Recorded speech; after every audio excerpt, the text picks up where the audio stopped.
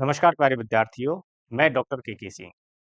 तो आज हम बात करने वाले हैं एक नए सब्जेक्ट के बारे में, जिसका नाम है मेडिसिन।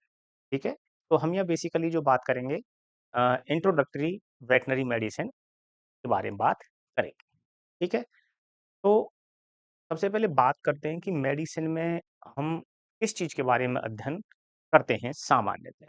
ठीक है? तो मेडिसिन में हम जो अध्ययन करते हैं मुख्य रूप से किसी भी रोग कारक के कारण, ठीक है, कोई रोग हुआ या किसी चीज की कमी की वजह से कोई रोग हुआ या किसी व्याधि की वजह से तंत्रों में किसी प्रकार की समस्या आई, तो वही चीज क्या कहलाएगी?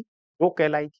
ठीक है? तो मुख्य रूप से हम यहाँ पर किसी रोग के कारण के बारे में, उसके लक्षण क्या हैं, ठीक है, उसके उपचार क्या है, उसका नियंत्रण किस तरह से कर सकते हैं, उसकी रोकथाम किस तरह से कर सकते हैं, इन सब के बारे में हम यहाँ पर बात करने वाले हैं।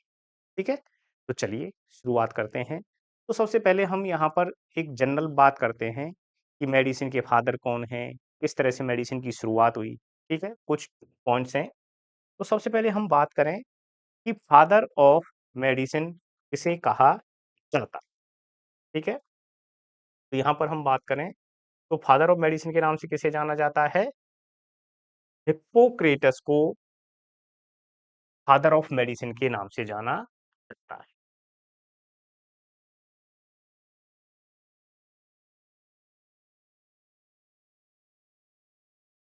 कई बार सीधा क्वेश्चन पूछ लिया जाता है, ठीक है, कि फादर ऑफ मेडिसिन कौन है? तो हिप्पोक्रेटस कौन है? फादर ऑफ मेडिसिन कहलाते हैं। ठीक है? अब हम इतिहास में चलें तो सबसे पहले जो वेटनरी हॉस्पिटल बनवाए गए या सबसे जो पहला वेटनरी हॉस्पिटल जो बनवाया गया, कंस्ट्रक्शन किया गया, वो किसके द्वारा किया गया? किंग अशोका के द्वारा किया गया। ठीक है? जो राजा अशोक थे, उन्होंने वेटनरी हॉस्पिटल का निर्माण करवाया सबसे पहले। ठीक है? एक पॉइंट ये हो गया। नेक्स्ट हम बात करें, एक है अथर्ववेद। सीधा पूछ ले कई बार कि अथर्ववेद जो शास्त्र है या वेद है, वो किससे संबंधित होता है? ठीक है? तो अथर्ववेद जो है, वो किससे संबंधित है? जो पशु हैं, उनकी विभिन्न प्रकार की बीमारी और उनके उपचार के बारे में इसमें बताया गया है। ठीक है? तो अथर्ववेद में जो पशु हैं, उनकी कौन-कौन सी बीमारी हो सकती हैं, कौन-कौन सी बीमारी होती हैं और उनका हम किस तरह से उपचार हम कर सकते हैं, इसके बारे में यहाँ पर बताया गया है। अब हम आते हैं महाभारत काल पर। तो महाभारत काल में तो जो नकुल और सहदेव थे, ठीक है? इनको वेटरनियन के नाम से जाना जाता है। ठीक है? पशु चिकित्सक के नाम से जाना जाता है। क्यों? क्योंकि ये एक पहले ऐसे व्यक्ति थे उस समय के, जिन्होंने हॉर्स ब्रीडिंग के बारे में, ठीक है, काफ़ी सारी रिसर्च की थी या अध्ययन किया था या हॉर्स ब्रीडिंग की थी। तो कुल मिलाकर के ये हॉर्स ट्रेनिंग में और ब्रीडिंग में, दोनों में क्या थे? एक्सपर्ट थे। ठीक है? तो जो घोड़ों से संबंधित जो भी बीमारियाँ थीं या उनकी किस तरह से उनको ट्रेंड करना है, ठीक है? किस तरह से उनको मतलब दौड़ के लिए या जो भी युद्ध के लिए किस तरह से उनको अभ्यास करवाना है और अच्छे घोड़ों से किस तरह से आगे उनकी अच्छी संतानें प्राप्त की जाएँ, प्रजनन के द्वारा। तो ये उस चीज़ में क्या थे? एक्सपर्ट थे। ठीक है? तो नकुल और सहदेव कौन थे? कि जो महाभारत काल के जो नकुल और सहदेव थे, 5 पांडवों में से जो थे, तो वो किसमें एक्सपर्ट थे? हॉर्स ट्रेनिंग में और हॉर्स ब्रीडिंग में एक्सपर्ट थे। ठीक? नेक्स्ट हम बात करें कि पहला जो आर्मी वेटरनरी स्कूल था, हम यहाँ बात कर रहे हैं स्कूल की, ठीक है? आर्मी वेटरनरी स्कूल जो था इंडिया में, वो कहाँ खोला गया था? पूना में खोला गया। कब? 1862 में। ठीक है? नेक्स्ट है, जो फर्स्ट वेटरनरी कॉलेज की हम बात करें, ये स्कूल था और ये क्या है? कॉलेज। कहाँ कौन सा था इंडिया में? Bombay veterinary college. जो 1886 में खोला गया। ठीक है? ये तो बात हो गई एक जनरल इतिहास के बारे में कि भाई कौन से वेद वेटनरी से संबंधित है, पशु चिकित्सा से संबंधित है, तो अथर्ववेद है। सबसे पहले वेटनरी हॉस्पिटल का निर्माण किसने करवाया? राजा अशोक ने करवाया, ठीक है? इसके अलावा जो नकुल और सहदेव थे जो महाभारत काल में, वो किसमें एक्सपर्ट थे? वो दोनों हॉर्स ट्रेनिंग में और हॉर्स ब्रीडिंग में एक्सपर्ट थे, ठीक है? पहला वेटनरी जो आर्मी वेटनरी स्कूल है, वो कहाँ पर था? पूना में था और फर्स्ट वेटनरी जो कॉलेज था, वो कहाँ था इंडिया में? बॉम्बे वेटनरी कॉलेज था, ठीक है? इनकी कब खुले ये?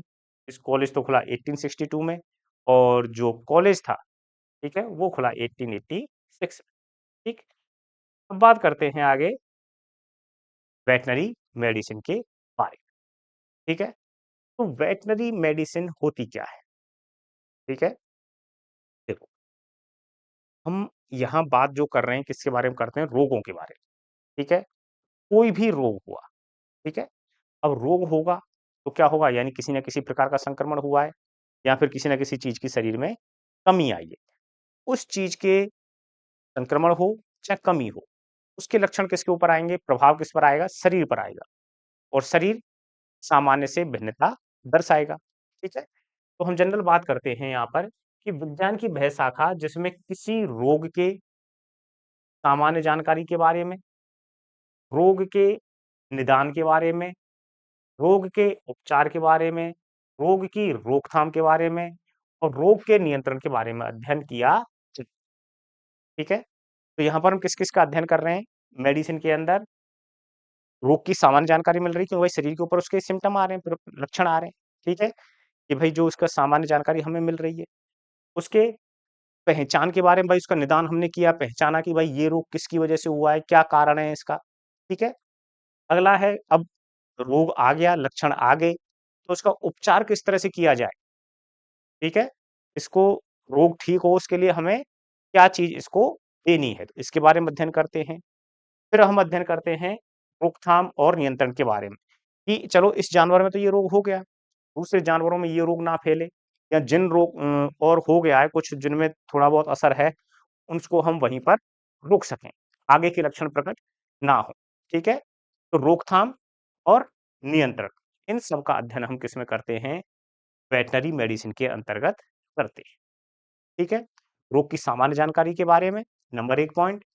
दूसरा, रोग के निदान के बारे में, डायग्नोसिस, उपचार, ट्रीटमेंट के बारे में, रोकथाम और नियंत्रण, ठीक है? प्रिवेंशन एंड कंट्रोल, इनके अध्ययन 4 चीज़ों का अध्ययन यहाँ पर हम कर रहे हैं। अब इसी के आधार पर इसको 2 भागों में बाँट दिया है। जो वेटरनरी मेडिसिन है, इसी को ही कितने भागों में बाँट दिया है? 2 भागों में बाँट दिया है। नंबर 1 क्लिनिकल वेटरनरी मेडिसिन और दूसरी है प्रिवेंटिव वेटरनरी मेडिसिन, ठीक है? अब क्लिनिकल मेडिसिन में हम किसका अध्ययन करते हैं? इसमें से 2 चीज़ों को ले लेंगे। कौन-कौन सी क्लिनिकल वेटरनरी चीज़ों में किस-किस का अध्ययन करेंगे हम? डायग्नोसिस एंड ट्रीटमेंट, कोई भी रोग हुआ उसके सामान्य लक्षण आए, ठीक है? लक्षण हमने देख लिए। अब लक्षण के आधार पर हम उसको किस तरह से पहचान रहे हैं, ठीक है? यानी उसकी हम पहचान लक्षणों के आधार पर कैसे कर रहे हैं? मतलब हमने रोग को पहचाना, निदान किया, उसका डायग्नोसिस किया। तो डायग्नोसिस और पहचान के बाद उसका क्या करेंगे हम? इलाज शुरू करेंगे। डायग्नोसिस और ट्रीटमेंट यानी ये कहें हम कि जो वेटरनरी मेडिसिन है, इसकी जो शाखा है क्लिनिकल वेटरनरी मेडिसिन, ठीक है? कौन-सी है? Clinical veterinary medicine. उसमें हम किसका अध्ययन करते हैं? डायग्नोसिस और ट्रीटमेंट, ठीक है? निदान और उपचार का अध्ययन हम यहाँ पर होते हैं, ठीक है?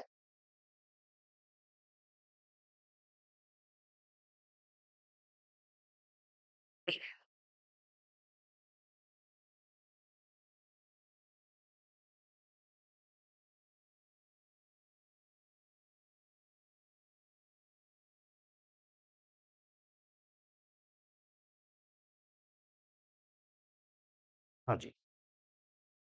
तो क्लिनिकल वेटरनरी मेडिसिन में हम किसका अध्ययन कर रहे हैं? डायग्नोसिस और ट्रीटमेंट का अध्ययन हम, जबकि प्रिवेंटिव मेडिसिन में हम किसका अध्ययन करते हैं? प्रिवेंशन एंड कंट्रोल, यानी जो रोग यहाँ पर तुमने पहचान लिया और उसका उपचार कर दिया। जिस जानवर में रोग हुआ, उसको हमने पहचान लिया और उसका उपचार भी कर दिया। अब उसके संपर्क में जो-जो जानवर आए या उसके साथ-साथ कुछ जानवरों में और इस रोग के होने की संभावना है, ठीक है? तो हमें क्या करना है? भाई प्रिवेंशन करना है, रोकथाम करनी है कि वह रोग जितना हो गया उतना ठीक है, उससे आगे अगली स्टेज में वो रोग ना पहुँचे, ठीक है? तो अगली किसी दूसरे जानवर में हो गया है, जिसमें लक्षण अभी नहीं आए हैं, उसमें जो लक्षणों की शुरुआत हुई है, वो रोग वहीं पर रुक जाए। तो हमने उसको रोक दिया वहीं की वहीं। और इसके अलावा जिन जानवरों में नहीं हुआ है, उनमें हो और दूसरे जानवरों में वह रोग ना फैले, तो हमें इसको कंट्रोल करना है, उस बीमारी को फैलने से रोकना है। दूसरा हो गया कंट्रोल, प्रिवेंशन एंड कंट्रोल, ठीक है? रोकथाम और नियंत्रण, ठीक है? इन दोनों चीज़ों का अध्ययन किसमें करते हैं? प्रिवेंटिव वेटरनरी मेडिसिन में करते हैं, ठीक है? तो प्रिवेंटिव में प्रिवेंशन एंड कंट्रोल का अध्ययन करते हैं और क्लिनिकल में डायग्नोसिस और ट्रीटमेंट का अध्ययन करते हैं। अब इसमें जैसे प्रिवेंशन और कंट्रोल हम कौन सी करते हैं? जैसे विभिन्न प्रकार की बैक्टीरियल डिजीज़ हैं, वायरल डिजीज़ हैं, प्रोटोज़ोअल डिजीज़ हैं, ठीक है? इनका हमें क्या करना होता है? प्रिवेंशन भी करना होता है और कंट्रोल भी इनको करना होता है, ठीक है? ये तो बात हो गई वेटरनरी मेडिसिन के। नेक्स्ट, अब देखो, सबसे इम्पोर्टेंट चीज़ है कि भाई हम बार-बार कह रहे हैं कि रोग, रोग, रोग। आखिर में कार रोग हम कहेंगे किसे? बीमारी कहेंगे किसे? और चलो बीमारी हमने कह दी, तो अब उसको ठीक कर रहे हैं, ठीक होने के बाद जानवर क्या होगा? स्वस्थ होगा, ही होगा। तो फिर स्वस्थ किसे कहेंगे हम? ठीक है? दोनों इम्पोर्टेंट चीज़ें हैं कि भाई स्वस्थ किसे कहेंगे? जानवर हो या व्यक्ति हो, ठीक है? तो किस जानवर को या जीव को हम स्वस्थ कहेंगे और कौन से जानवर को या जीव को हम रोगी कहेंगे, ठीक है? तो इसके लिए जो डब्ल्यूएचओ के द्वारा जो एक डेफिनिशन दी गई है ह्यूमन बीइंग के बारे में या वही चीज़ एप्लाई होती है जानवरों पर, ठीक है? उसमें क्या कहा गया है कि कोई भी जीव है या पशु है, वह शारीरिक रूप से, ठीक है? कार्य के रूप से, ठीक है? और तीसरा है मेंटली रूप से। यानी शारीरिक रूप से हम बात करें, तो उसके सभी अंग ठीक होने चाहिए, अंग-भंग नहीं होना चाहिए, उसमें जो डिफ़ॉर्मिटी नहीं होनी चाहिए। एनाटॉमिकली अ, वो सही होना चाहिए। शारीरिक रूप से क्या हो गया? स्वस्थ हो गया, ठीक है? फिज़िकली। दूसरा है फिजियोलॉजिकली, यानी कार्य के रूप से, उसके शरीर के अंदर जितनी भी जैव रासायनिक क्रियाएँ हो रही हैं, वो सब मेटाबॉलिक क्रियाएँ हो रही हैं, वो सभी ठीक होनी चाहिए, ठीक है? किसी प्रकार के अंदर ऐसा ना हो कि टॉक्सिन का निर्माण हो रहा हो, ठीक है? विषैले पदार्थों का निर्माण हो रहा हो, जो आगे चल कर के रोग पैदा करें, ठीक है? तो वह कार्य के रूप से भी फिट होना चाहिए। और तीसरा है मेंटली, यानी दिमाग से भी वो स्वस्थ होना चाहिए। उसके सोच-विचार, दूसरों के प्रति जो उसकी भावनाएँ हैं, वो सही होनी चाहिए, ठीक है? तो 3 चीज़ों में जब कोई भी व्यक्ति या जीव सही होता है, तो हम उसको क्या बोलते हैं? हेल्थ बोलते हैं या उस जीव को या पशु को हम क्या बोल देंगे? स्वस्थ जानवर या पशु कहेंगे, ठीक है? किसी जीव, पशु जो क्या है, शरीर की वह अवस्था है उसकी कि जब वह शारीरिक रूप से, फिज़िकली रूप से, कार्य के रूप से और मानसिक रूप से क्या हो?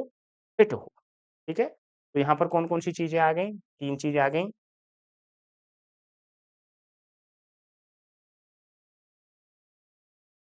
फिज़िकली, दूसरी फिजियोलॉजिकली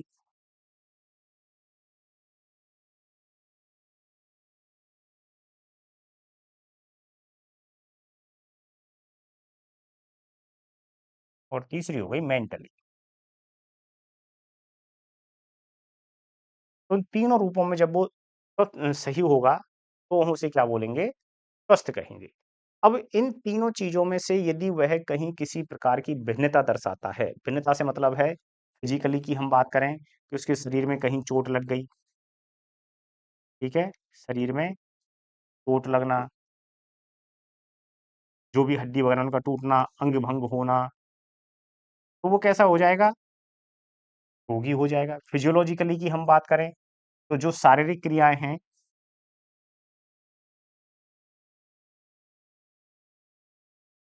शारीरिक क्रियाओं में नेता,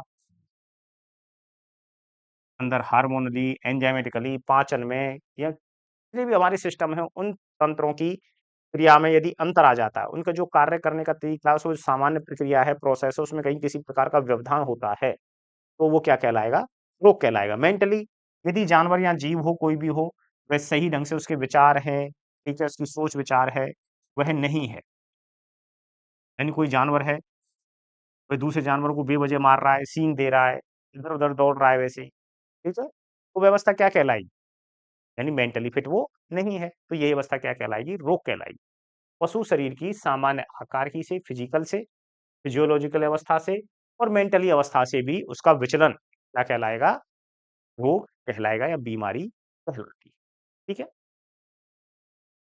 अब देखो, ये जो बीमारियाँ हैं, इनके फैलने के आधार पर, ठीक है, बीमारी किस मात्रा में, कितनी जगह में फैल रही है, उसके आधार पर इसको क्लासिफ़ाई किया गया है। ठीक है? सबसे पहले हम बात करते हैं, इसके 4 प्रकार हैं बेसिकली। एक है स्पोरोडिक। तो स्पोरोडिक बीमारी किसे कहते हैं? स्पोरोडिक कहते हैं कि जब कोई बीमारी, ठीक है, फुट-फुट फैली हुई हो। यानी उसके 1-2 केस यहाँ हो गए, 1-2 किलोमीटर के बाद कुछ दूरी पर 1-2 केस उसके आ रहे हैं, ठीक है?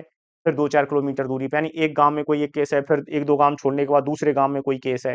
तो उस जब किसी बीमारी के फुट-फुट केस आते हैं, ठीक है? तो वह बीमारी क्या कहलाती है? स्पोरोडिक डिजीज़ कहलाती है, ठीक है? जब कोई बीमारी उतरी हुई अवस्था में या छिटपुट अवस्था में पाई जाती है, अर्थात अलग-अलग जगह पर 1-2 जानवर बीमारी से ग्रसित पाए जाते हैं।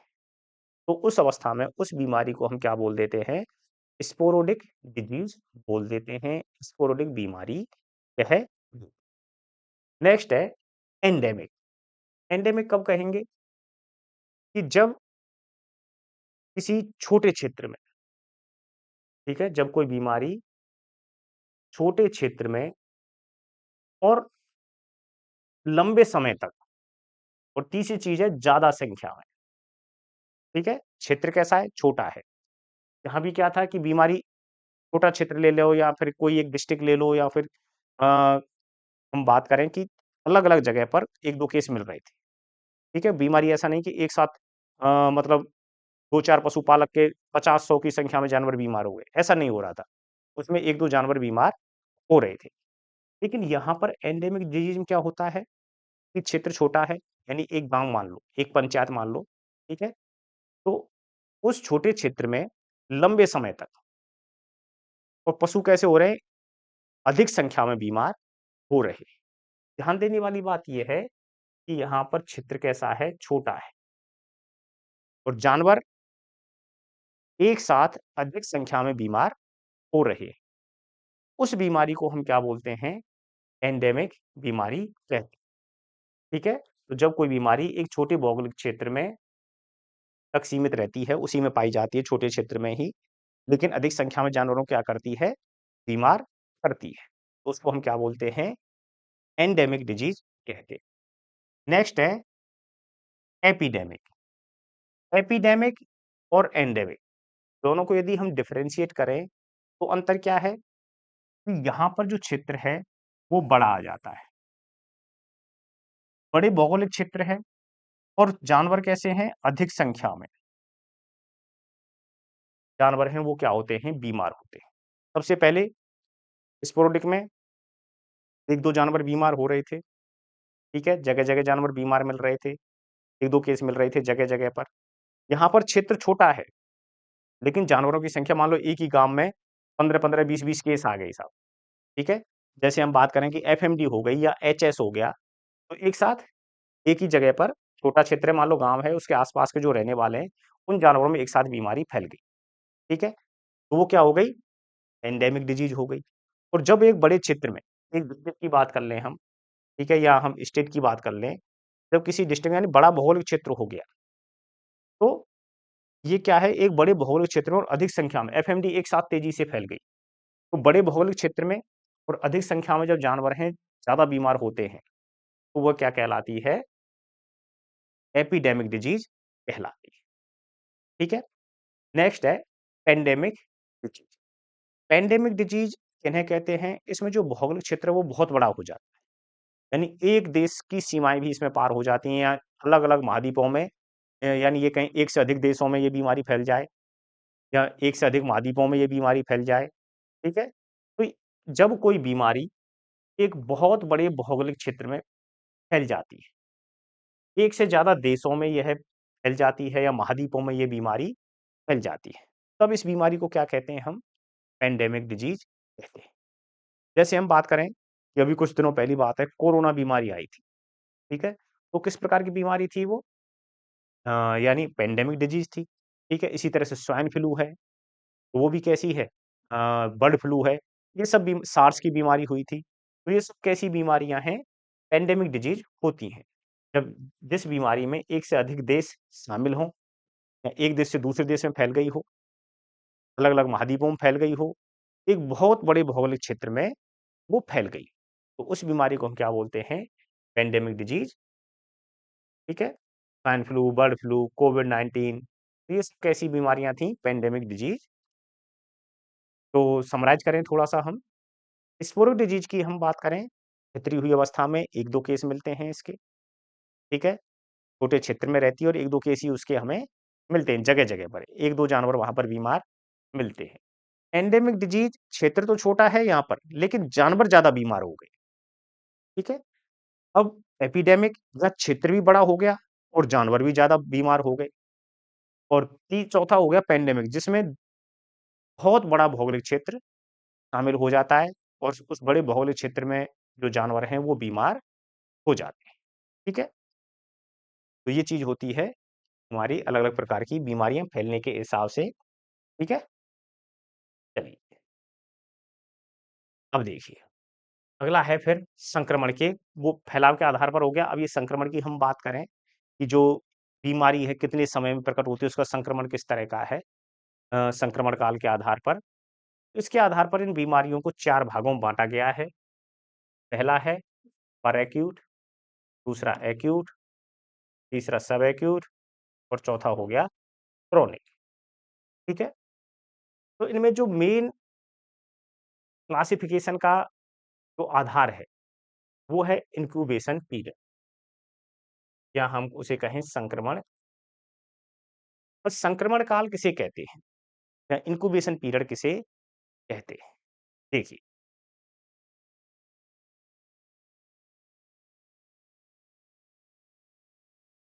किसी रोग कारक के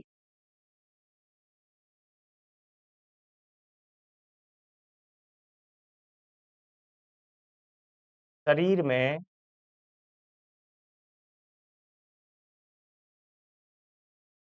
प्रवेश करने से लेकर रोग के लक्षण प्रकट होने में लगा समय। इसको इस तरह से समझें हम कि भाई ये कोई भी जानवर है, ठीक है? और ये कोई रोग कारक है, ये शरीर में प्रवेश करे इसके, ठीक है?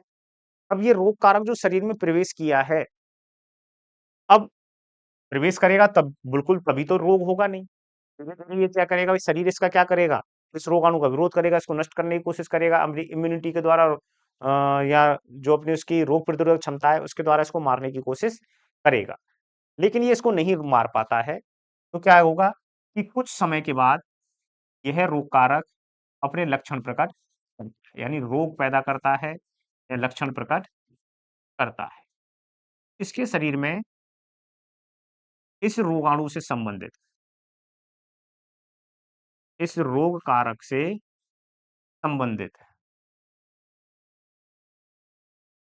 लक्षण पैदा होते हैं। तो इसने जिस दिन प्रवेश किया उससे लेकर के लक्षण प्रकट हुए, उन दोनों के बीच का जो समय है, वही क्या कहलाता है? इंक्यूबेशन पीरियड कहलाता है। ठीक है? अब इसी इंक्यूबेशन पीरियड के आधार पर इन बीमारियों को परएक्यूट, एक्यूट, सबएक्यूट और क्रोनिक भागों में बाँटा गया है, ठीक है? यदि परएक्यूट किसे कहेंगे? यानी ऐसी संक्रमण अवधि या ऐसे रोग जिनका एक संक्रमण अवधि कितनी है? 1 से 2 दिन के अंदर वो अपना असर दिखाते हैं। यानी इस बीमारी में को होने में कुछ घंटों से लेकर के कुछ दिन का समय लगता है। जैसे हम बात करें एचएस हो गई, एंथ्रेक्स हो गई। एचएस में क्या है भाई अभी सुबह जानवर ठीक है, वो तो शाम को ही बीमार हो जाए। 1-2 दिन समय निकल भी जाता है इसमें, ठीक है? नहीं तो कई बार ऐसा होता है कि 2-4 घंटे के अंदर ही जानवर की डेथ हो जाती है, ठीक है? डिपेंड करता है वो कि संक्रमण कितनी तीव्रता से हुआ है, कितनी मात्रा में हुआ है, ठीक है?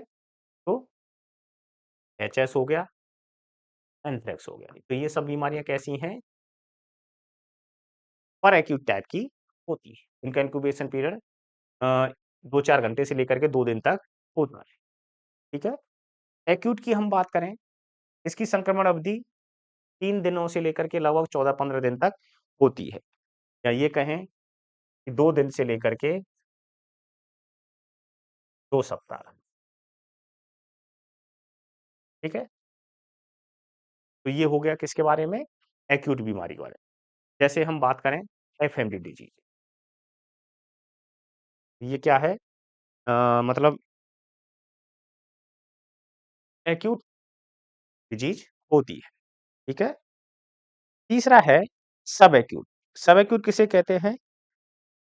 जिसकी संक्रमण अवधि यानी इंक्यूबेशन पीरियड है, नॉर्मल सी बात है कि जो एक्यूट में 2 से लेकर के 2 सप्ताह था, 2 दिन से लेकर के अब उससे ज़्यादा ही होगी, है ना?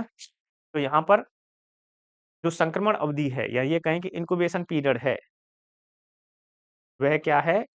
15 दिन से लेकर के 30 दिन तक होता है,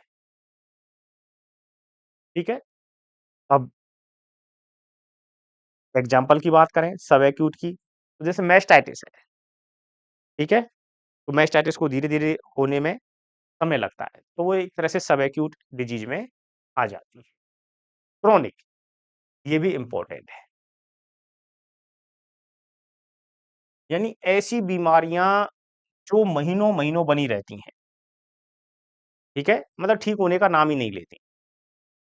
ना तो मतलब इसमें जानवर क्या है धीरे-धीरे कमज़ोर होता रहता है और लास्ट में वो मरता है, ठीक नहीं हो रही लंबे समय तक।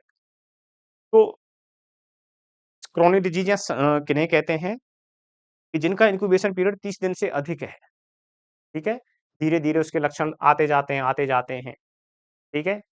अब इसका जो एग्ज़ाम्पल हैं, जैसे बात करें हम टीबी, तो टीबी क्या है? ट्यूबरकुलोसिस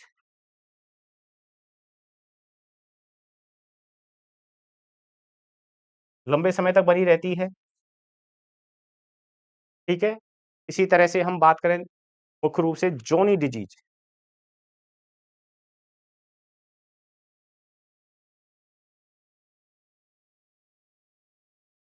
ठीक है? तो इसमें जानवर जो है लगा लंबे समय तक बीमार रहता है और बिल्कुल कंकाल जैसा हो जाता है और लास्ट में उसकी क्या हो जाती है, कमज़ोरी की वजह से डेथ हो जाती है, ठीक है? तो ऐसी बीमारियाँ जो महीनों जिनका इंक्यूबेशन पीरियड 30 दिन से अधिक है और लंबे समय तक ये बीमारियाँ बनी रहती हैं, क्या कहलाती हैं? क्रोनिक डिजीज़ कहलाती हैं। अब देखिए,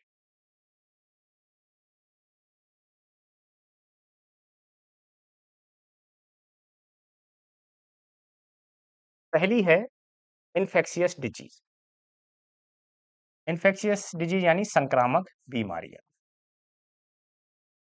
संक्रामक बीमारियाँ। तो संक्रामक बीमारियाँ किन्हें कहते हैं?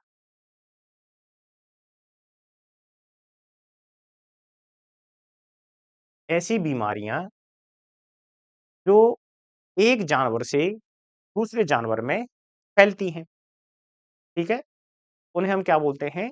संक्रामक डिजीज़ बोलते हैं या इन्फेक्शियस डिजीज़ कहते हैं।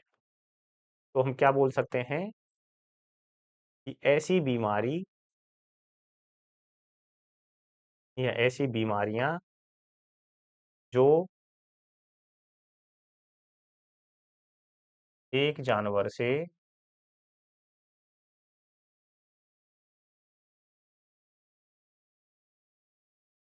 दूसरे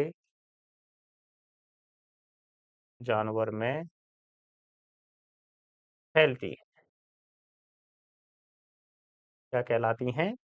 इन्फेक्शियस डिजीज कहलाती है। जैसे हम बात करें, कुछ बैक्टीरियल डिजीज हो गई, वायरल डिजीज, ठीक है? अब इसमें क्या चीज़ होती है? वाहक होता है मुख्य रूप से, वेक्टर होता है, ठीक है? जिसमें टिक, माइट्स, कुछ फ्लाई आ जाती हैं। जो संक्रामक जो अ, रोगी पशु है, वह रोग कारक को स्वस्थ पशु के पास ले जाती हैं, या ये कहें कि खून चूस करके दूसरे उसमें पहुँचा देती हैं स्वस्थ पशु में, उससे वह डिजीज़ फैलती है, ठीक है? तो ये क्या होती हैं कि वेक्टर काम करते हैं इसमें, या ये कहें कि जो रोगी पशु है, उसके झूठे चारे से, झूठे पानी से, या उसके उपयोग में आई हुई वस्तुओं के संपर्क में आने से, स्वस्थ पशु के रोगी जो पशु है, उसकी वस्तुओं के संपर्क में आने से, या उसके झूठे चारे को खाने की वजह से, झूठे पानी को पीने की वजह से, ये रोग फैलते हैं। जैसे मुख्य रूप से हम बात करें, एफएमडी हो गया, एचएस हो गया, ठीक है? तो ये सब क्या है? इन्फेक्शियस डिजीज़ होती है। तो ये क्या है? किसी न किसी कारण से एक जानवर से दूसरे जानवर में फैलती हैं। उसके संक्रमित चारा हो, चाहे पानी हो, चाहे उसके उपयोग प्रयोग हुए कोई भी साधन हो, ठीक है? उससे स्वस्थ पशु में ये बीमारियाँ फैलती हैं। तो उनको हम क्या बोलते हैं? संक्रामक बीमारियाँ कहते हैं। दूसरी हैं नॉन इन्फेक्शियस डिजीज़, असंक्रामक बीमारियाँ।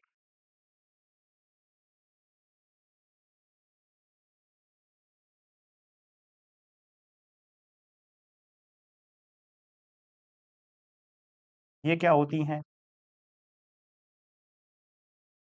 ये बीमारियाँ जिस पशु में हो गई हैं, उसी में रहती हैं ये, दूसरे पशु में नहीं फैलती।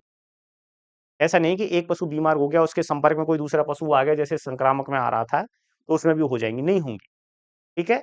तो यहाँ पर ऐसा कोई संक्रामक चीज़ नहीं होती है कि एक पशु से दूसरे जानवर में फैले, ठीक है?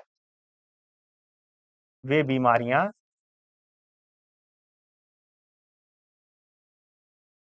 जो रोगी पशु से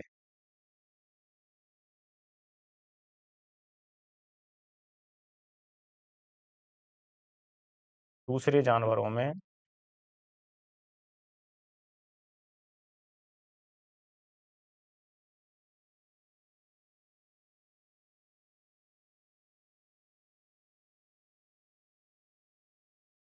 नहीं फैलती हैं,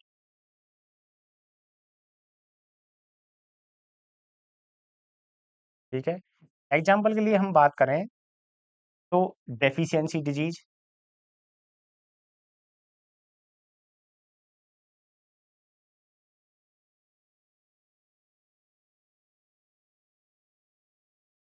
मेटाबॉलिक डिज़ीज़,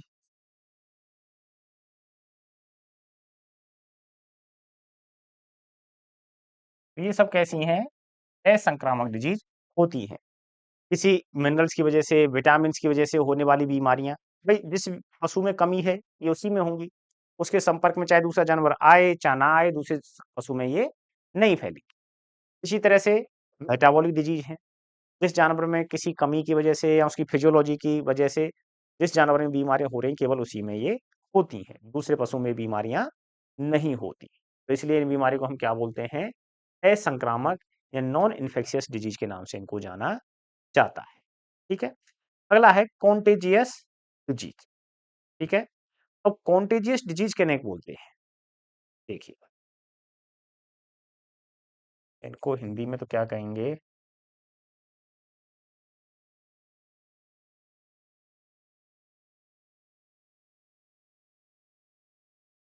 पर लेकिन इतना समझें आप इसके बारे में, देखो, जब कोई बीमारी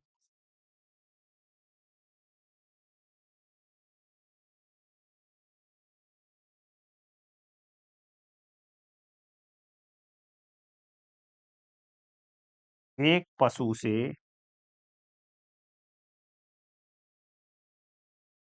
दूसरे पशु में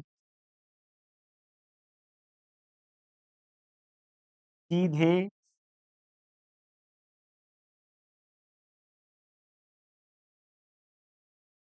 शारीरिक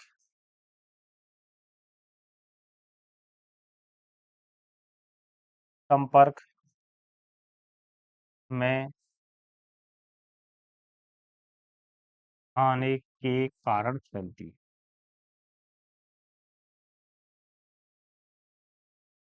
इसका सीधा सा मतलब ये है कि मान लो किसी पशु में कोई एक बीमारी हो गई, ठीक है? तो उसमें तो वो बीमारी है ही है, ठीक है? अब हम एक तरह की जो इन्फेक्शियस डिजीज़ ही है ये भी, लेकिन यहाँ पर तो क्या है कि वाहक भी काम कर रहे थे, उसका जो भी संक्रामक वस्तुएँ हैं, उनके संपर्क में आने के कारण भी फैल रही थी। लेकिन कॉन्टेजियस डिजीज़ क्या है? डायरेक्ट कॉन्टैक्ट होगा यहाँ पर, ठीक है? शरीर से शरीर का क्या होगा? कॉन्टैक्ट होगा। ऐसी बीमारियाँ जो रोगी पशु के शरीर के संपर्क में आने के कारण ही फैलती हैं, उनको हम क्या बोलते हैं? कॉन्टेजियस डिजीज़ कहते हैं, ठीक है? तो मेनली उससे संक्रमित चीज़ों से संपर्क में आने के कारण फैल रही है। जैसे हम एचएस की बात करें या एफएमडी की बात करें, वो भी किस में आती हैं? ये कॉन्टेजियस डिजीज़ में आती हैं, ठीक है? तो एफएमडी, एचएस, तभी तो हम कहते हैं एफएमडी में चाहे एचएस में कि जो स्वस्थ जो पशु हैं, उनको रोगी पशु से दूर रखा जाए या रोगी पशु को क्वारंटाइन कर दिया जाए, अलग से उसको बाँधा जाए, ठीक है? तो कॉन्टेजियस डिजीज़ क्या है? जो उस पशु के संपर्क में या उसके जो संक्रमित वस्तु हैं, उसके संपर्क में आने से डायरेक्ट फैलती हैं। यहाँ पर कोई वाहक कार्य नहीं कर, ठीक है? तो ये चीज़ हो गई।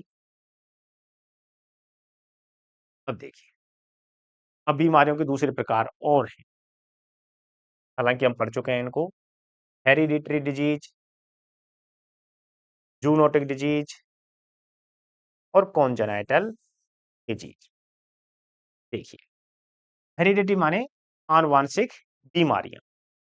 ऐसी बीमारियाँ जो एक पीढ़ी से दूसरी पीढ़ी में गमन करती हैं या ये कहें कि उनके माता-पिता के कारण उनकी संतानों में आती हैं। तो ऐसे रोग जो एक पीढ़ी से दूसरी पीढ़ी में जाते हैं, अर्थात माता-पिता से उनकी संतानों में होने वाले रोग क्या कहलाते हैं? आनुवांशिक बीमारी कहलाते हैं या ये कहें कि हेरिडिटी डिजीज़ कहलाते हैं। जैसे हीमोफीलिया की हम बात करें, वर्णांतता की बात करें, ये सब क्या हैं? हेरिडिटी डिजीज़ के टाइप होते हैं, ठीक है? ज़ूनोटिक डिजीज़, कई बार हमने पढ़ा है इसके बारे में।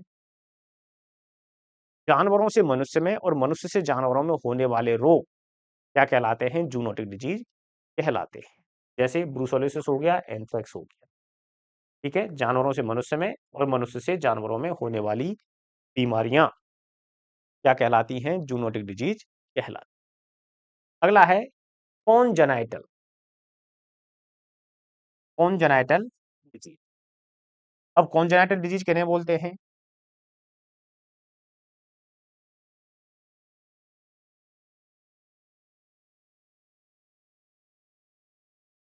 ऐसी बीमारियाँ जो भ्रूणीय विकास के दौरान उत्पन्न होती हैं और किसके कारण? अनियमित अनियमितता के कारण उत्पन्न होती है। भ्रूणीय परिवर्तन हो रहा होता है, जब भ्रूण का विकास हो रहा होता है, तो उस समय किसी न किसी चीज़ की कमी की वजह से या अनियमितता की वजह से, ठीक है? अ, उसके जो प्रवर्धन में है, जो सामान्य प्रवर्धन होना चाहिए, विभिन्न अंगों का नॉर्मल विकास होना चाहिए, वो नहीं हो पाता, ठीक है? तो उसका जो सामान्य प्रवर्धन है, वो नहीं हो पाता है। तो उसी को हम क्या बोलते हैं? उसकी वजह से जो परिवर्तन भ्रूण में आते हैं, डिफेक्ट जो भ्रूण में आते हैं, उन्हीं को हम क्या बोल देते हैं? कॉन्जेनाइटल डिजीज़ के नाम से जाना जाता है। जैसे ट्रीमार्टिन का विकास होना, एट्रेसिया एनाई का होना,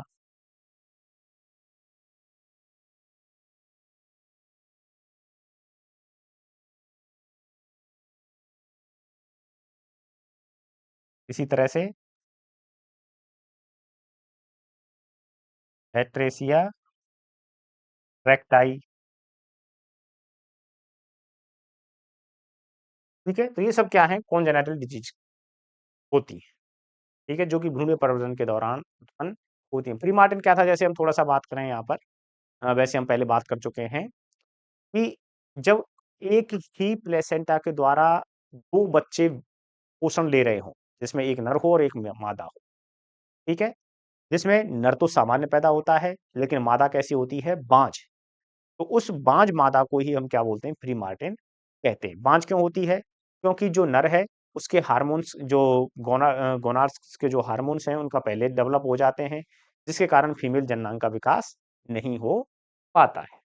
इसी तरह से एट्रेसिया एनाई, एट्रेसिया रेक्टाई, एनस का गुदाद्वार का और रेक्टम का अनुपस्थित होना या वो बंद रहती हैं जब बच्चा जन्म लेता है। ठीक है, अब देखिए, अब हमने पढ़ लिया कि भाई वेटनरी मेडिसिन के बारे में पढ़ लिया।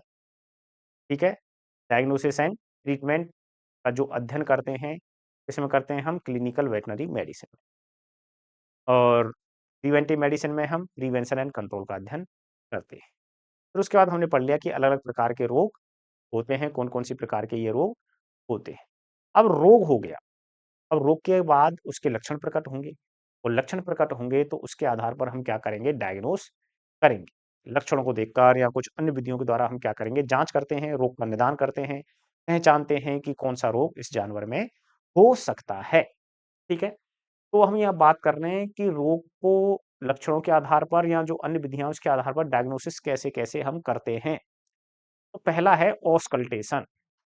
कौन सा है? ऑस्कल्टेशन।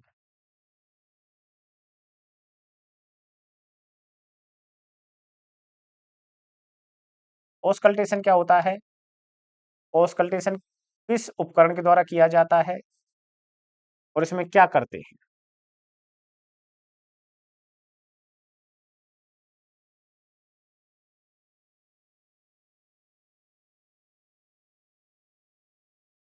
देखिए, ऑस्कल्टेशन पहली चीज स्टेथोस्कोप के द्वारा किया जाता है, इंपॉर्टेंट है। स्टेथोस्कोप का उपयोग डायग्नोसिस के किस प्रकार के डायग्नोसिस में किया जाता है? इसमें किया जाता है, ऑस्कल्टेशन में किया जाता है। क्या करते हैं हम इसमें? जो विसरल ऑर्गन्स हैं, मुख्य रूप से फेफड़े हो गए, हृदय हो गए, इनकी आवाज का हम अध्ययन करते हैं या इसकी आवाज को सुना जाता है स्टेथोस्कोप के द्वारा। तो स्टेथोस्कोप के द्वारा अंतरांगों की आवाज को सुनकर उसकी जांच करना, ये पता लगाना कि जो ये आवाज आ रही है वो सामान्य है या असामान्य है या सामान्य से हटकर है, इसी को हम क्या बोलते हैं, ऑस्कल्टेशन कहते हैं। ठीक है, तो स्टेथोस्कोप की सहायता से आंतरांगों की आवाज को सुनना ही क्या कहलाता है, ऑस्कल्टेशन कहलाता है। दूसरा है पल्पेशन। ठीक है, पल्पेट करना, ठीक है, छूना, महसूस करना, क्या कहलाता है, पल्पेशन कहलाता है। पल्पेशन किसकी सहायता से करते हैं? किसी चीज को हल्का सा दबाया जाता है, महसूस किया जाता है, तो उंगलियों और हथेली की सहायता से करते हैं। ठीक है, तो इसमें शरीर या शरीर के अंगों पर हाथों, उंगलियों या छोटे उपकरणों के द्वारा थपथपाकर, चोट मारकर आवाज को सुनकर जांच की जाती है।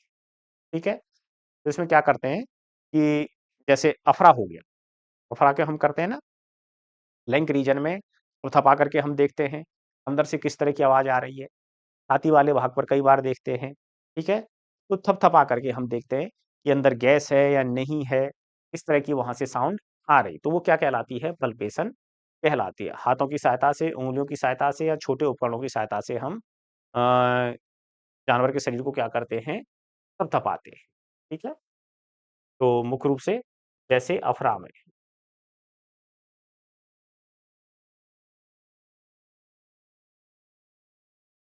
ठीक, अब है परकेशन।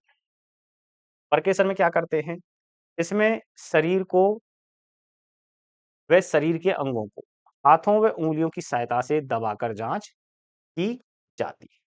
ठीक है, तो जो क्या नाम है उसके अंग हैं, उनको हम जांच, ठीक है, कि किस तरह से वो महसूस हो रहे हैं। ठीक, तो दबा करके वहां पर महसूस करते हैं। ट्रकेशन में क्या है कि एक तरह से एक ट्रोकार कैनुला टाइप का होता है। ट्रोकार कैनुला क्या, एक ट्रायंगुलर टाइप का होता है, इस तरह से रबड़ का बना हुआ। तो वहां पर देखते हैं दबा करके किस तरह से कौन सी जगह पर दिक्कत है। ठीक है, पर्टिकुलर स्पेस को जांचा जाता है। ठीक, तो ये हो गया ऑस्कल्टेशन, पल्पेशन और परकेशन। ठीक है, तो इस तरह से हम जो डायग्नोसिस की 3 विधियाँ हैं, ऑस्कल्टेशन हो गया, स्टेथोस्कोप की सहायता से कर रहे हैं, पल्पेशन है, हाथों-उँगलियों की सहायता से थपथपा करके जो आवाज़ है उसका पता लगाते हैं या अंगों को जो भी है उनको महसूस किया जाता है, आवाज़ को सुन कर के। परकेशन में इसमें शरीर के अंगों, हाथों व उंगलियों की सहायता से दबाकर जांच की जाती है। ठीक है। नेक्स्ट, अब देखो ये जो डायग्नोसिस के प्रकार हैं, वो तो विधियां हो गई। अब हम डायग्नोसिस के प्रकार, कि भाई जानवर हमें सामने दिखाई दे रहा है, ठीक है, उसके लक्षण भी हो रहे हैं, दिखाई दे रहे हैं, तो हम कैसे पता लगाएंगे कि इसको कौन से रोग होने की संभावना है या कौन सा रोग है उसको। ठीक है, दोनों चीजें हैं। तो उसके अलग अलग प्रकार हैं। जैसे सबसे पहला है डायरेक्ट डायग्नोसिस। भाई हमने देखे कि जानवर को बुखार है, सांस लेने में कठिनाई है, वगैरह वगैरह, ये लक्षण हमें दिखाई दे रहे हैं। तो लक्षणों के आधार पर सीधे रोग का पता लगाना क्या कहलाता है? डायरेक्ट डायग्नोसिस कहलाता है। ठीक है, तो जब लक्षणों के आधार पर सीधे रोग का पता लगाया जाता है, तो वो क्या कहलाएगा? Direct diagnosis. Tentative diagnosis, tentative यानी एक तरह से अनुमान लगाना। टेंटेटिव का मतलब क्या हो गया? अनुमान।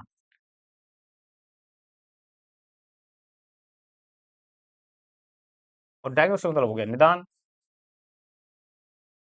तो भाई हम एक अनुमान लगा रहे हैं, जो भी उसके लक्षण दिखाई दे रहे हैं, तो उसको जानवर को देख करके क्या लगा रहे हैं? अनुमान लगा रहे हैं कि इसको कौन-सा रोग हो सकता है। लेकिन किस कंडीशन में लगा रहे हैं हम? कि जो कन्फर्मेटरी डायग्नोसिस से पहले अनुमान के आधार पर बीमारी का पता करके इलाज करना। कि भाई उसका जो ब्लड सैंपल लेना है, वो हमने ले लिया, यूरिन टेस्ट है, फीसेस टेस्ट है या जो वगैरह-वगैरह कोई भी अन्य दूसरे टेस्ट हैं, उनको हमने करने के लिए सैंपल लेकर के हमने भेज दिया है। लेकिन उसको होने में समय लगेगा।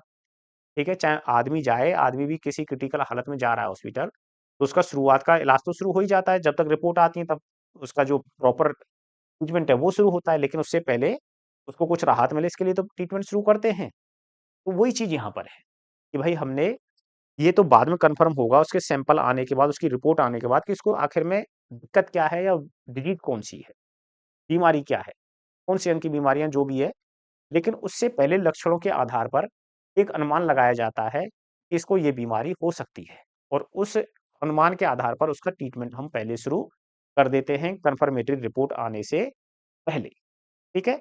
तो अनुमान टेंटेटिव डायग्नोसिस क्या है? कि कन्फर्मेटरी डायग्नोसिस से पहले जानवर का टेंटेटिव डायग्नोसिस के आधार पर ट्रीटमेंट शुरू करना। ठीक है? तो ये चीज़ हो गई। अगला है कन्फर्मेटरी। कन्फर्मेटरी डायग्नोसिस तो भाई तभी होगा जब सब कुछ रिपोर्ट अपने पास है। उसका ब्लड सैंपल है, फीसेज है, यूरिन है, जो भी है, ठीक है? उसके हमारे लक्षण भी हैं, उसकी रिपोर्ट भी है, तो उसके आधार पर हम डिक्लेयर कर देते हैं कि भाई इसको ये बीमारी है और उस बीमारी के आधार पर उसका पेक्यूलियर ट्रीटमेंट शुरू हम करते हैं। तो उसके लिए क्लिनिकल, पैथोलॉजिकल व प्रयोगशाला की जाँच के आधार पर बीमारी का पता लगाया जाता है। तो जितनी भी जाँचें हैं, उनके आधार पर बीमारी का पता यहाँ पर लगाते हैं। डिफरेंशियल डायग्नोसिस, डिफरेंस यानी अंत, ठीक है? तो इसमें क्या है कि कई बार कुछ बीमारियाँ ऐसी होती हैं, जिन बीमारियों के जो लक्षण हैं, वो कैसे हैं? समान होते हैं, ठीक है? बीमारियों के लक्षण कैसे होते हैं? समान होते हैं। लेकिन उनका जब डिफरेंशियल डायग्नोसिस किया जाता है, ठीक है? जैसे हम बात करें मुख्य रूप से कि जैसे बवेसिया है, एनाप्लाज़्मोसिस है, ठीक है? तो इनमें क्या है कि जो यूरिन है, जैसे हेमेचूरिया हो गया, नॉर्मल आरबीसी भी टूटती है हाइपोफॉस्फेटेमिया की वजह से, बवेसिया भी टूटती है, ठीक है? लेकिन बवेसियोसिस में क्या रहेगा? हाई टेम्परेचर रहता है, ठीक? तो ये क्या है? डिफरेंशियल डायग्नोसिस यानी कुछ बीमारी ऐसी हैं जिनके लक्षण कैसे हैं? समान हैं, लेकिन कहीं न कहीं कुछ लक्षणों में तो भिन्नता पाई जाएगी। तो समान लक्षणों वाली बीमारियों में तुलनात्मक अध्ययन के बाद हम ये पता लगाते हैं कि इसको कौन-सी बीमारी है। भई दोनों बीमारी तो हो नहीं सकती, उनमें से कोई एक है, उसके आधार पर हम फिर ट्रीटमेंट करते हैं, ठीक है? तो डिफरेंशियल डायग्नोसिस किनका किया जाता है? समान लक्षणों वाली बीमारियों, ठीक? अब है स्नैपशॉट डायग्नोसिस। स्नैपशॉट किसे कहते हैं? जैसे स्नैपशॉट का मतलब नॉर्मल सा आता है कि भाई फ़ोटो खींचते हैं, ठीक है? फ़ोटोग्राफ़ी में क्या है कि जिस समय हम देख रहे हैं, उसी समय का उसका व्यू आता है। तो हमने सीधा देखा कि हमें एक बार में जानवर के अंदर क्या चीज़ दिखाई दी, ठीक है? उसको फ़ीवर था, आँखें डल थीं, बैठा हुआ था, वगैरह-वगैरह जो भी था, ठीक है? तो जानवर को बाहर से एक नज़र में देखकर पता लगा कि जानवर को बीमारी कौन-सी है, अपने लंबे अनुभव के आधार पर, ठीक है? जानवर को एक नज़र में देख कर के ये पता लगाना कि इसको कौन-सी बीमारी है, तो ये क्या कहलाता है? स्नैपशॉट डायग्नोसिस कहलाता है, ठीक है? डायरेक्ट डायग्नोसिस, लक्षणों के आधार पर, टेंटेटिव डायग्नोसिस, जो लैबोरेटरी रिपोर्ट है जो हमने भेजी है, ठीक है?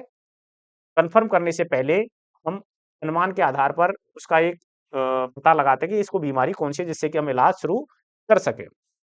और जब प्रयोगशाला की पूरी जाँचें आ जाती हैं, तो उसके आधार पर बीमारी का पता लगाते हैं, तो उसे बोलते हैं कन्फर्मेटरी डायग्नोसिस। डिफरेंशियल डायग्नोसिस कब किया जाता है? जब समान लक्षणों वाली बीमारियाँ हों, ठीक है? तो तब क्या किया जाता है? डिफरेंशियल डायग्नोसिस किया जाता है। और स्नैपशॉट, एक नज़र में देखकर बीमारी का पता लगाना, स्नैपशॉट डायग्नोसिस कहलाता है।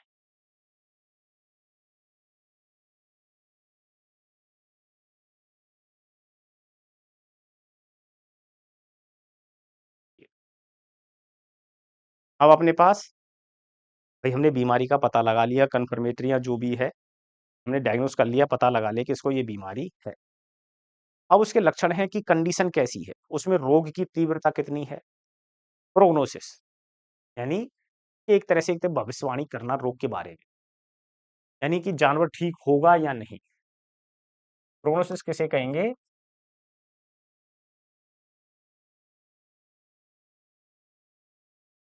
रोग के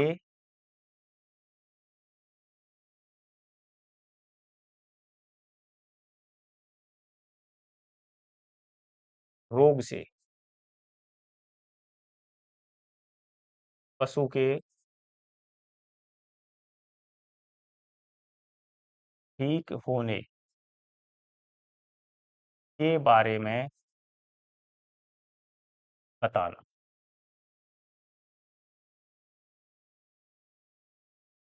या फिर भविष्यवाणी, ठीक है? क्या कहलाता है? प्रोग्नोसिस कहलाता है, ठीक है? अब हमने भई हमें जानवर दिखाई दे रहा है, अब हम ये अनुमान लगा रहे हैं भाई इसकी कंडीशन कैसी है?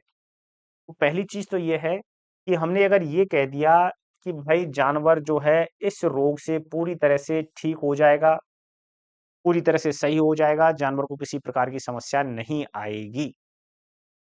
तो ये क्या कहलाता है? एक्सीलेंट डायग्नोसिस प्रोग्नोसिस कहलाता है। जब जानवर के ठीक होने की पूर्ण संभावना, हाँ, इसे कोई दिक्कत नहीं है, ठीक हो जाएगा। ठीक है? तो ये क्या हो गया? एक्सीलेंट डायग्नोसिस हो गया। दूसरा है गुड, इसमें हम कहते हैं हाँ भाई, समस्या तो है, जैसे हमने बोल दिया कि भाई रोग घातक तो है, पर ठीक हो जाएगा।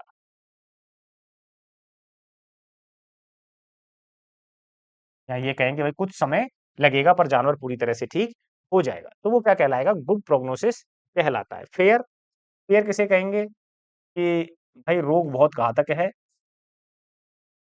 रोग बहुत घातक है, पर ठीक हो सकता है। ठीक है? ये क्या कहलाएगा? Fair prognosis. पुअर, पुअर में ये है कि रोग घातक तो है, पर ठीक होने की संभावना कम है। ठीक होने की संभावना कम है। इस प्रकार का प्रोग्नोसिस क्या कहलाता है? पुअर प्रोग्नोसिस कहलाता है। ग्रेव, जब जानवर, जानवर क्या है? हम वो लिखेंगे यहाँ पर रोगी।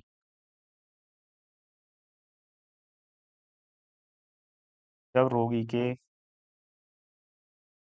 ठीक होने की संभावना बिल्कुल ना हो।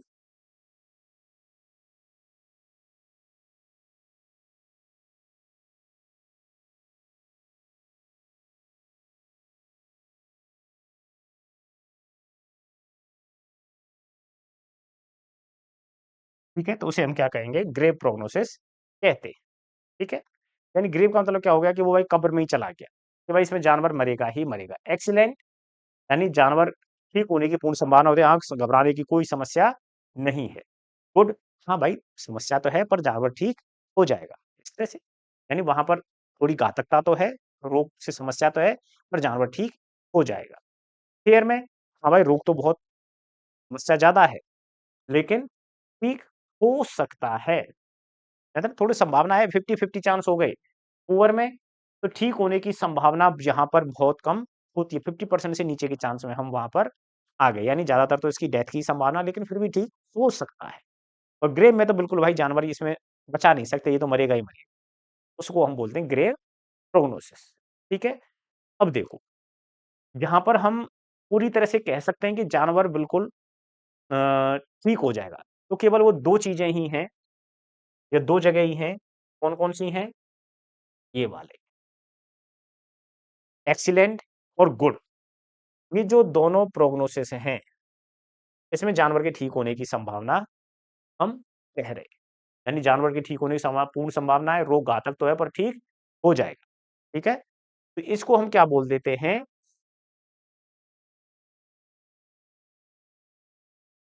भाई किसके फेवर में बात कर रहे हैं हम यहाँ पर?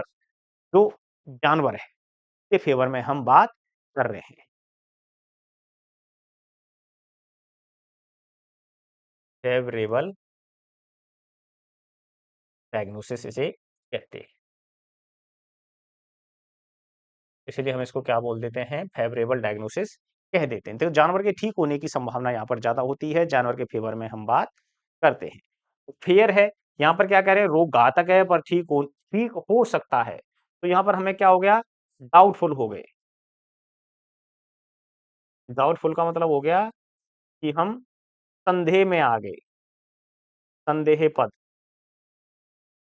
तो ये क्या कहलाता है? डाउटफुल प्रोग्नोसिस कहलाता है। ये डायग्नोसिस क्या है? इसको प्रोग्नोसिस कहेंगे।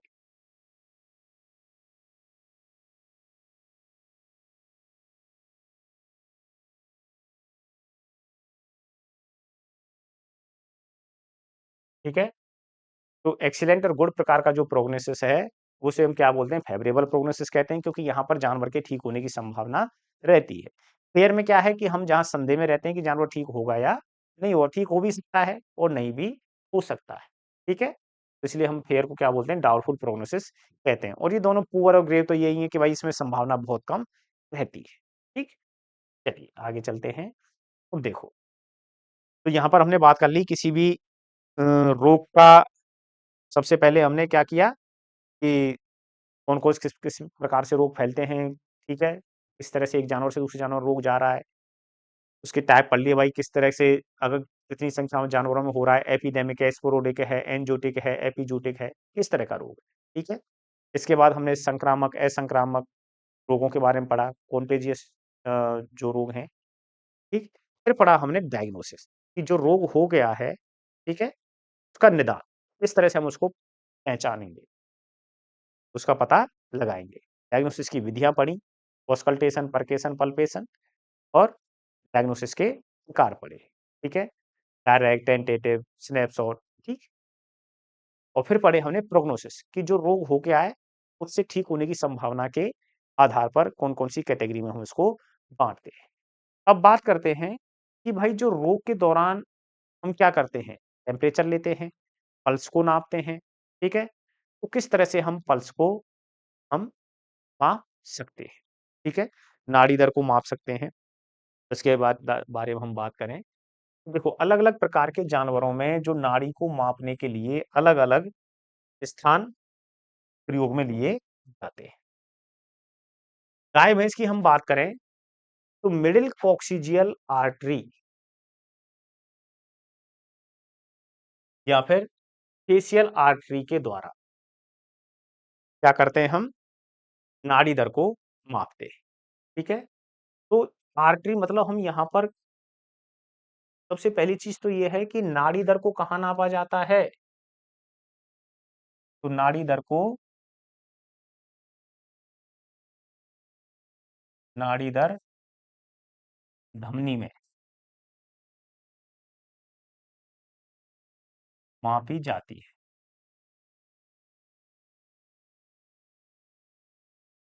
ठीक है, इसी प्रकार से हम आगे पढ़ेंगे कि जो ब्लड कलेक्शन करते हैं, ब्लड कलेक्शन में हम किसका उपयोग करते हैं? सिरा। ठीक है, जो ब्लड कलेक्शन लेते हैं हम उसमें वेन्स का उपयोग करते हैं, वेन से कलेक्ट करते हैं, जबकि नाड़ी दर हम कहाँ पर मापते हैं? आर्टरी में या धमनियों में हम मापते हैं। ठीक है, मिडिल कॉक्सिजियल आर्टरी का क्या मतलब हो गया कि जो मध्य कॉक्सिजियल यानी पूंछ में, तो पूंछ में जो मिडिल कॉक्सिजियल आर्टरी होती है, ठीक है, दोनों तरफ की लेटरल के बजाय कहाँ, दोनों के बीच में जो पाई जाती है, तो मिडिल कॉक्सिजियल आर्टरी के द्वारा क्या करते हैं हम गाय भैंस में नाड़ी दर को नापते हैं। या फेशियल में, फेशियल में कहाँ, जो आगे की तरफ, तरह से हम देखें, ठीक है, तो यहाँ पर जो होती है, तो वहां पर हम क्या करते हैं, फेशियल पर मापने जो नाड़ी दर है उसको मापा जाता है। इसी तरह से घोड़े में एक्सटर्नल मैक्सिलरी आर्टरी के द्वारा और फेशियल आर्टरी के द्वारा। तो घोड़े में हम बात करें, नीचे की जो मेन किससे बनी होता है जबड़ा, मैंडिबल से बना होता है, ऊपर का प्रीमैक्सिला और मैक्सिला। तो पीछे की तरफ यहाँ पर क्या पाई जाती है, मैक्सिलरी आर्टरी पाई जाती है। तो वहां पर जो मैक्सिलरी आर्टरी के द्वारा घोड़े में एक्सटर्नल मैक्सिलरी आर्टरी में क्या करते हैं, नाड़ी को दर को हम नापते हैं। ठीक है, भेड़ और बकरियों की हम बात करें, भेड़ और बकरियों में कहां पर करते हैं हम,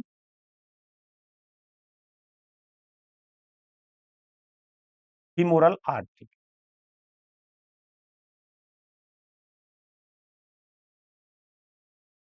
पिछले पैर में रहेगी, फीमर बोन कहाँ है, पिछले पैर में।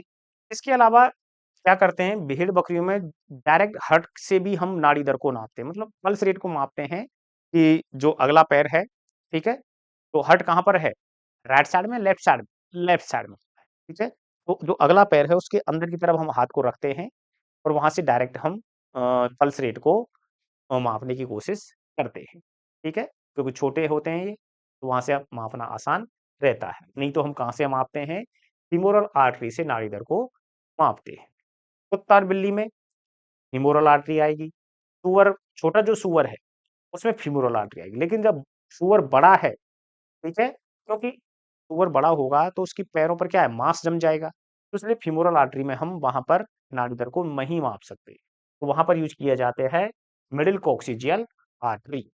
ठीक है, जो पूंछ में उपस्थित होती है, जिस तरह से गाय भैंस में हम मापते हैं। ठीक है, तो बड़े जो जानवर हैं, गाय भैंस की बात करें और बड़े सुअर की बात करें, तो मिडिल कॉक्सिजियल आर्टरी का उपयोग करते हैं हम। छोटे जानवरों में कौन कौन से हो गए, कुत्ता हो गया, ठीक है, इसके अलावा भेड़ बकरी हो गए और सुअर, छोटा सुअर हो गया, या कहें सुअर का बच्चा हो गया, तो वहां पर फीमोरल आर्टरी उपयोग में ली जाती है। और घोड़े में एक्सटर्नल मैक्सिलरी आर्टरी उपयोग में लेते हैं, या फेशियल आर्टरी काम में लेते हैं नाड़ी दर को मापने में। ठीक है, कई बार यहाँ से क्वेश्चन आने की संभावना रहती है। अब देखिए, ब्लड कलेक्शन साइट यानी रक्त एकत्रण करने का स्थान कहाँ से करते हैं, सिरा से करते हैं। गाय भैंस में हम बात करें, जुगुलर वेन से करते हैं, घोड़े में जुगुलर वेन से करते हैं, भेड़ और बकरियों में जुगुलर वेन से करते हैं। कुत्ता और बिल्ली में, ये इंपॉर्टेंट है, कुत्ता और बिल्ली में कहाँ से करते हैं हम, ब्लड कलेक्शन साइट कौन सी होती है, इसको हम ब्लड कलेक्शन साइट भी बोल सकते हैं और आईवी साइट, यानी जहां से हम इंट्रावीनस इंजेक्शन देते हैं या फिर ड्रिप चढ़ाते हैं।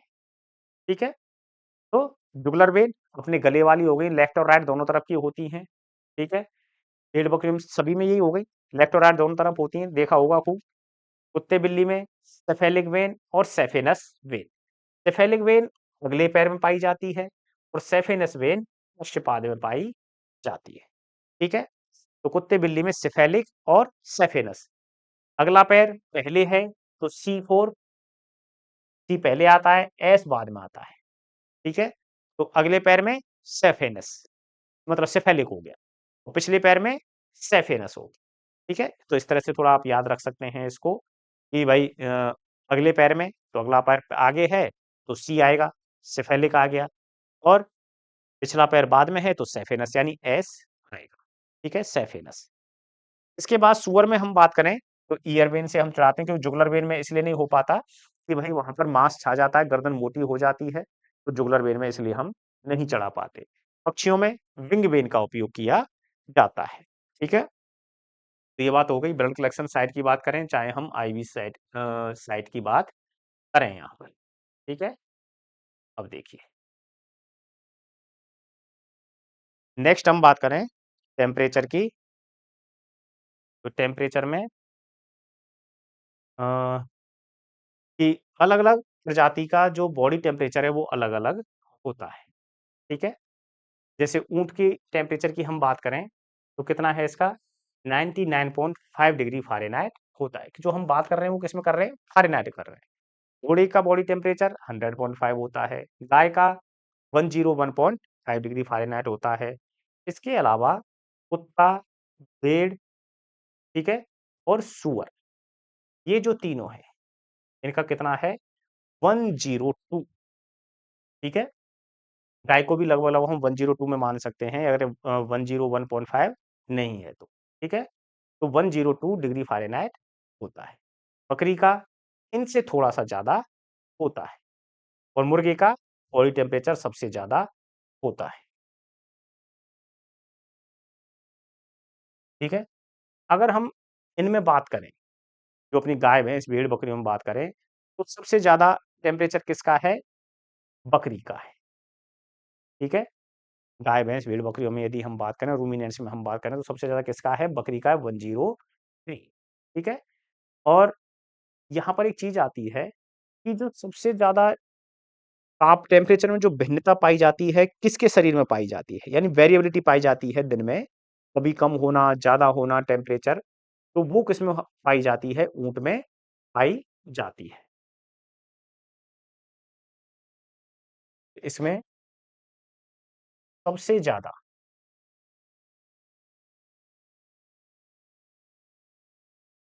तापमान में दैनिक भिन्नता, यानी दिन के अंदर सबसे ज़्यादा टेम्परेचर क्या होता है? परिवर्तन होता है, ठीक है? अब डिग्री सेल्सियस को फ़ारेनहाइट में चेंज करने के लिए जो फ़ॉर्मूला है वो क्या है? Degree Celsius is equal to 5/9, ये फ़ॉर्मूला भी आपको याद रखना है, और F माइनस 32, ठीक है? ये फ़ॉर्मूला होता है। और वहीं पूछ ले डिग्री फ़ारेनहाइट में बदलने के लिए, तो ये क्या हो जाएगा?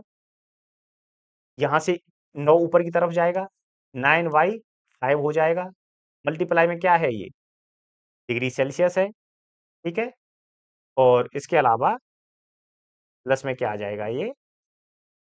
तो इसको जब इधर की तरफ लेके आएँगे तो 32 हो जाता है, ठीक है? तो ये डिग्री सेल्सियस, डिग्री फ़ारेनहाइट में चेंज करने का फ़ॉर्मूला होता है। अगर वहीं हम टेम्परेचर की बात करें हम यहाँ पर, तो एक टर्मिनोलॉजी आती है हाइपोथर्मिया,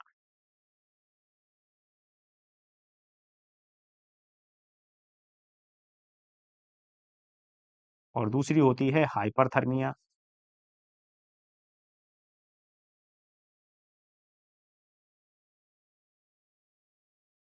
हाइपो मीन्स कम।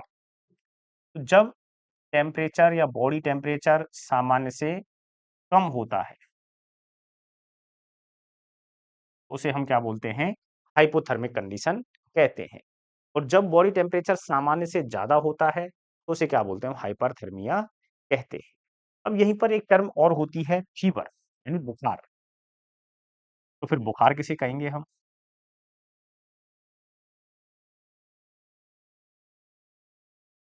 देखो, जब कभी कोई रोग कारक,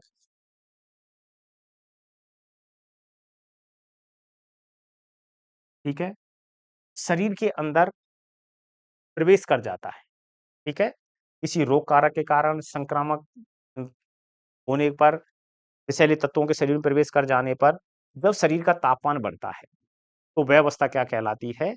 फीवर कहलाती है। और यदि सामान्य से कम और ज़्यादा हो रहा है बिना किसी रोग कारक के, किसी रोग के, ठीक है, जैसे गर्मियाँ हैं, गर्मियों में टेम्परेचर सामान्य से ज़्यादा हो गया, तो क्या बोल कहा जाएगा उसे? हाइपरथर्मिया कहा जाएगा। सामान्य से कम हो गया, ठीक है? जैसे सर्दियों की हम बात करें, शॉक की वजह से हम बात करें, तो वो क्या कहलाएगा? हाइपोथर्मिया कहलाएगा। लेकिन यदि किसी संक्रमण के कारण, रोग कारक के कारण, ठीक है? यदि टेम्परेचर बढ़ रहा है, शरीर का तापमान सामान्य से अधिक हो रहा है, तो व्यवस्था क्या कहलाएगी? बुखार कहला ठीक है? अब इसमें एक चीज़ और है, देखो, श्वसन दर और नाड़ी दर। नाड़ी दर के बारे में हम भी अभी हमने बात की थी, ठीक है? जो पल्स रेट हम बोल रहे थे, जो गाय-भैंस में हम मिडिल कॉक्सियल आर्टरी में नाप रहे थे, या हम वहाँ पर फेशियल आर्टरी की बात कर रहे थे, ठीक है? और श्वसन दर, जो कि साँस प्रति मिनट साँस लेने की जो दर होती है, श्वसन दर किसे कहते हैं? प्रति मिनट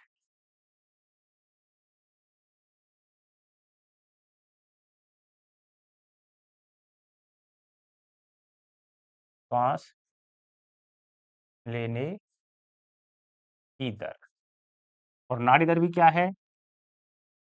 प्रति मिनट, ये भी प्रति मिनट में होती है। प्रति मिनट एक तरह से हृदय के धड़कने की दर, ठीक है? जितना छोटा जानवर होगा, उसकी श्वसन क्रिया उतनी ही ज़्यादा होगी, साँस लेने की दर उतनी ही ज़्यादा होगी, और जितना बड़ा जानवर होगा, उसकी श्वसन दर उतनी ही कम होती है, ठीक है? ये हम यहाँ देख भी सकते हैं। देखो, ऊँट 5 से 12 होती है, ऊँट सबसे बड़ा है इनमें, तो श्वसन दर क्या हो गई? 5 से 12 ही सिमट गई। अब स कुत्ते की 15 से 30 है, ठीक है? और मुर्गा तो है ही, ठीक है? उसकी भी 15 से 30 है। तो एक फिनोमेना यही होता है कि जितना ज़्यादा बड़ा शरीर होगा, उतनी ही कम क्या होगी? उसकी साँस लेने की दर होगी, ठीक है? और दूसरा संबंध ये होता है कि नाड़ी दर, श्वसन दर की लगभग-लगभग 4 गुना होती है। तो 2 प्रिंसिपल हैं ये, ठीक है? पहली चीज़ क्या है? श्वसन दर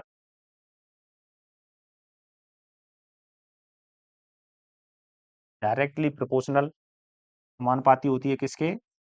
शारीरिक भार की, या ये कहें आकार की, ठीक है? और दूसरा पॉइंट क्या है? नाड़ी दर श्वसन दर की